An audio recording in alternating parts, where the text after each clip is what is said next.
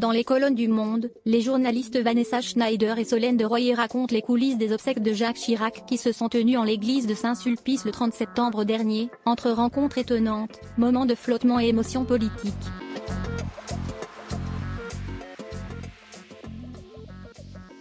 Un dernier adieu à l'ex-président de la République.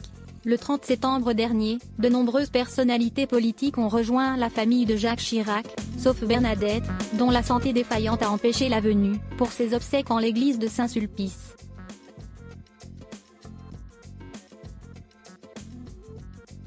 Entre émotion et moments de gêne, la cérémonie a été le théâtre d'étonnantes scènes que Le Monde raconte dans un long reportage.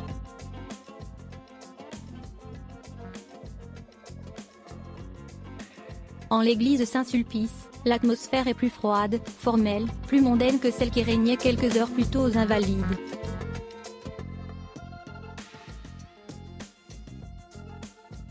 Il y avait notamment les hommes politiques dévoués à Jacques Chirac depuis des années qui s'agaçaient dans leur coin que ceux qui se bousculaient à la télévision la larme à l'œil ne soient pas les plus proches.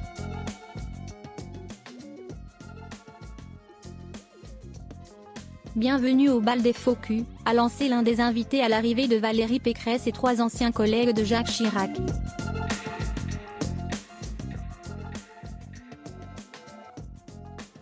Le ton était amusant mais parfois volontiers cassant. Comme lorsque la sénatrice Frédérique Gerbaud a regretté l'attitude de Sarkozy qui faisait la gueule, explique Le Monde, ou encore la démarche débonnaire des députés En Marche.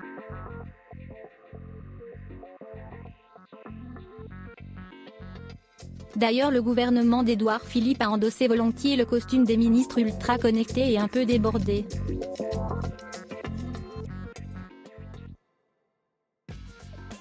Ici, on s'embrasse, on pianote sur son portable ou on travaille ses dossiers, la ministre des Sports, Roxana Maracineanu les a étalés devant elle, lit dans le reportage.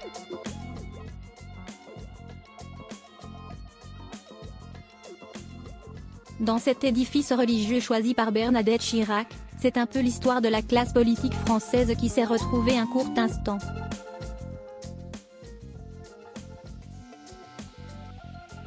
Un concentré d'histoire et d'histoire, s'amuse d'ailleurs François Bayrou auprès de nos confrères.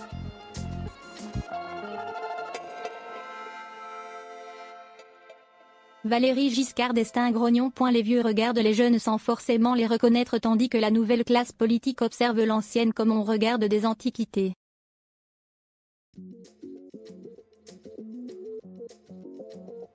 C'est le bal des revenants, plaisante même Roselyne Bachelot dans Le Monde.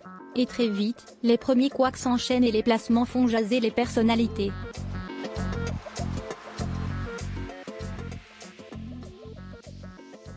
Les ex-membres des gouvernements de Jacques Chirac ont été triés logiquement et chronologiquement, d'abord celui d'Alain Juppé puis celui de Lionel Jospin devant celui de Jean-Pierre Raffarin et celui de Dominique de Villepin, mais font râler certains politiques.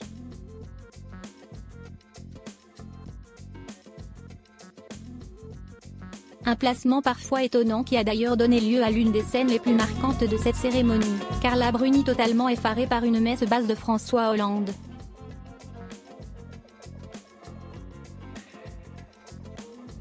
Une discussion qui a animé les médias pendant des jours avant que ce dernier ne révèle avoir parlé de la santé de Bernadette.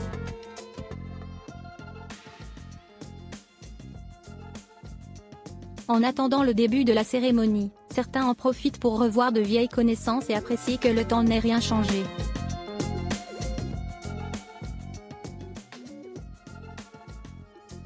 Le Monde décrit notamment Roselyne Bachelot qui rappelle à l'ex-ministre Charles Joselin un pari perdu ou encore Ségolène Royal qui taille le bout de gras.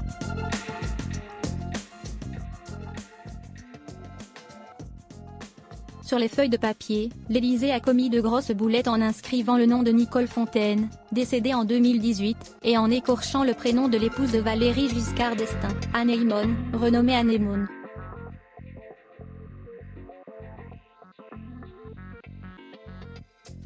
D'ailleurs, pour cette première sortie depuis des mois, il fait des siennes. L'ancien président entend mal et parle fort.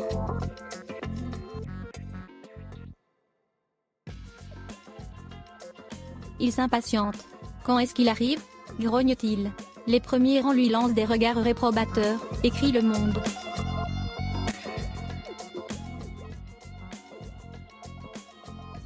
Quelques minutes plus tard, c'est Nicolas Sarkozy qui s'est fait remarquer. Durant le passage du quêteur, l'ex-chef d'État a été remis à sa place par Carla Bruni qui s'impatientait.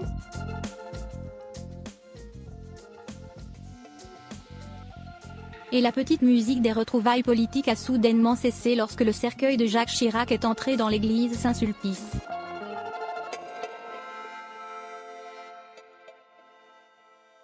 Pendant quelques minutes, et quelques minutes seulement, toute la classe politique, passée et présente, français et internationale, s'est tue pour rendre un dernier hommage à Jacques Chirac.